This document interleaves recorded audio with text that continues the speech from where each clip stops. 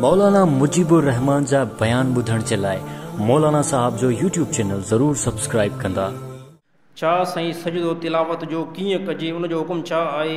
सजदो तिलावत साईं मेन ॻाल्हि तव्हांखे ॿुधाइणु चाहियां थो। हाणे ख़तमु ॾिसो न, काफ़ी साथनि रमज़ान जे अंदरि ख़तमु पूरो कयो आहे।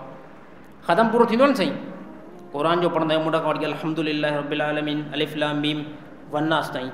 पोइ हिन जे अंदरि 14 सजदा आहिनि, 14 सजदा, ऐं 14 सजदा जेको आहे उहो लाज़मी करणा आहिनि। त उन जो तरीक़ो जेको आहे सिंपल तरीक़ो आहे। उनजे लाइ को जेको आहे तव्हांखे अलाह अकबर न आहे करिणो। माण्हू चवनि साईं अलाह अकबर कयूं, अलाह अकबर करे हथु ॿधी करे पोइ जेको आहे सजदे में कंहिं क़िस्म जो न आहे। वेठा आहियो न अतहियात जी शिकिल में, क़ुर पढ़ो था, वेठा आहियो न, क़ुर खे थोरो साइड ते करे अतहियात जी शिकिल में वेही करे अलाह अकबर करे सजदे जे अंदरि हलिया वञो। तस्बीह पढ़ो, सुबहान रब्बियल आला, सुबहान रब्बियल आला, सुबहान रब्बियल आला। वरी अलाह अकबर करे मथे उथो, सलाम बि न फेरबो आहे।